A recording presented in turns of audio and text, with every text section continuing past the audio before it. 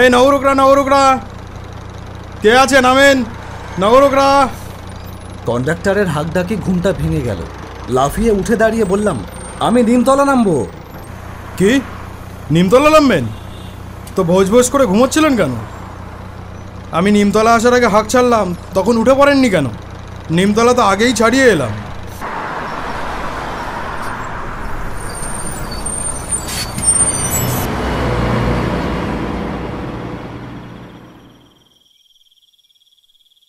বাসটা আমাকে নামিয়ে দিয়ে চলে গেল।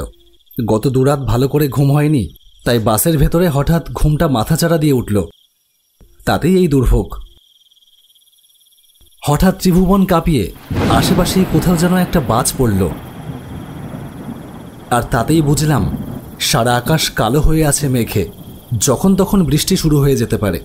এমন এক জায়গায় বাসটা আমাকে নামিয়ে দিল, বৃষ্টি নামলে যে কোথাও গিয়ে মাথাটা গুজব তেমন কোনো জায়গা নেই। যতদূর চোখ যায় কোনো বাড়ি ঘর কিচ্ছু দেখা যাচ্ছে না। এই তল্লাটে আগে কোনোদিনও আসা হয়নি, তাই রাস্তাঘাট কিছুই চিনি না। অনেকক্ষণ ধরেই ঠান্ডা হাওয়া বইছে। এই ধরনের হাওয়া বৃষ্টি শুরু হবার আগে হয়, তার মানে সেই বিপদের আর বেশি দেরি নেই ঘনিয়ে আসতে। দাঁড়িয়ে থেকে কোনো লাভ হবে না, তার চেয়ে বরং হাঁটা শুরু করি। গাড়ি ঘোড়া কিছু না পেলেও একটা মাথা গোজবার ঠাঁই পেলেও হয়।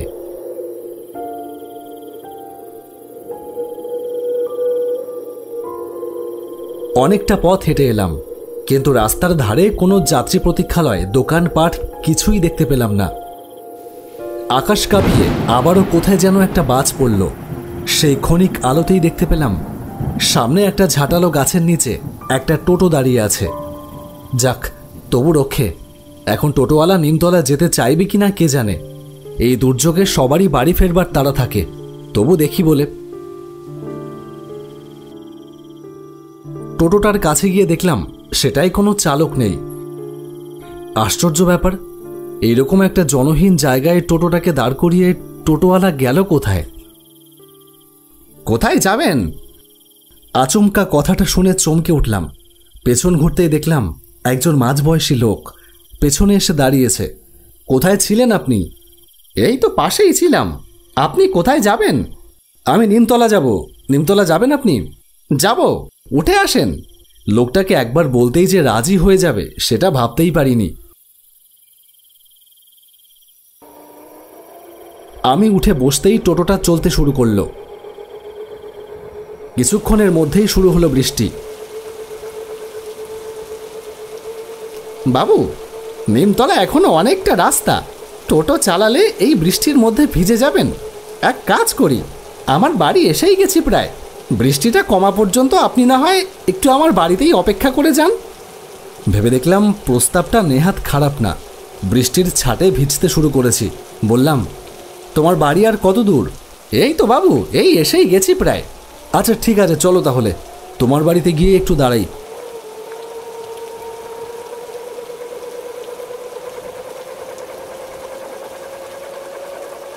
আচ্ছা বাবু, আপনাকে একটা কথা জিজ্ঞেস করব?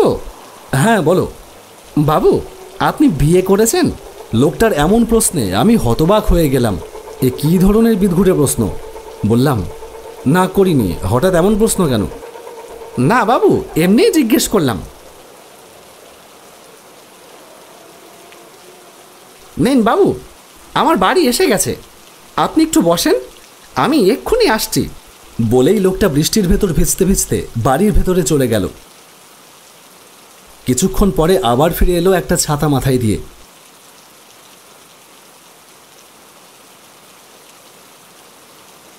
আসেন বাবু, এই ছাতার তলায় আসেন। ঘরের ভেতরে ঢুকেই দেখলাম সেখানে একজন স্ত্রীলোক আর একটি মেয়ে রয়েছে।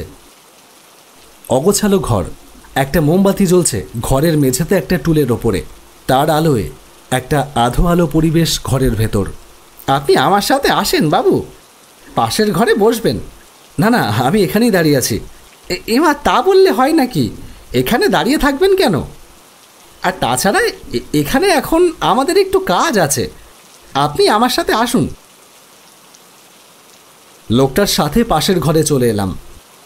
আপনি বসুন বাবু, আমি এক্ষুনি আসছি। খাটের উপরে বসে আছি। কিছুক্ষণের মধ্যেই সেই মেয়েটা 1 প্লেট মিষ্টি দিয়ে গেল আমার হাতে। আরে এসবের কি দরকার ছিল? বাইরের ঘর থেকে সেই টোটোওয়ালা বলল, দরকার আছে বাবু, খেয়ে নিন, আপনি আমাদের বিশেষ আত্মীয় হতে চলেছেন। বিশেষ আত্মীয় হতে চলেছি মানে? কি বলতে চায় লোকটা? উঠে দাঁড়িয়ে বাইরে গেলাম।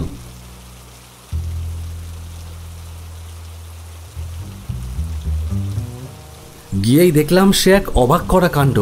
টোটোওয়ালা তার পোশাক বদলে ধুতি আর স্যান্ডো গেঞ্জি পরে নিয়েছে। যে স্ত্রী লোকটি ছিল তিনিও ঘরোয়া কাপড় ছেড়ে একটা নতুন শাড়ি পরেছে। কই, তুমি হা করে দাঁড়িয়ে কি দেখছো? যাও, মেয়েটাকে সাজিয়ে গুছিয়ে একটু তৈরি করে দাও, লগ্নের যে সময় হয়ে এলো। আমি কিছুই বুঝে উঠতে পারলাম না কি হচ্ছে। এই মেয়েটার কি আজকে বিয়ে? কিন্তু হঠাৎ করে, বাবু আপনি ঘরে যান, আমি আপনার ধুতি পাঞ্জাবি সব দিয়ে দিচ্ছি। আশ্চর্য, এরা বাড়ি শুদ্ধ কি সবাই পাগল নাকি? কি সব বলছেন? আপনার মেয়ের আজকে বিয়ে সেটা না হয় বুঝলাম, কিন্তু তাই বলে আমি ধুতি পরতে যাব কেন? কারণ বিয়েটা যে আপনাকেই করতে হবে বাবু। রাগে আমার সারাটা শরীর ঝনঝন করে উঠল। চিৎকার করে বললাম, আপনি কি পাগল নাকি আমাকে পাগল মনে করছেন? আমি যাচ্ছি। কোথায় যাবেন বাবু? সেদিন তারাও চলে গেছিল শুধু 15 কোটা টাকা কম দিতে পেরেছিলাম বলে। আমি ছেলের বাবার হাতে পায়ে ধরে বলেছিলাম, দয়া করুন দাদা, এইভাবে কটা টাকার জন্য মেয়ের বিয়েটা ভেঙে দেবেন না, আমার মেয়েটা যে লগ্নভ্রষ্ট হবে। কটা টাকা মানে? 10,000 টাকা কম দিয়েছেন, ভেবেছিলেন চালাকি করে মেয়ে পার করে দেবেন। আরে এখানেই তো বোঝা গেল আপনি চিটিংবাজ।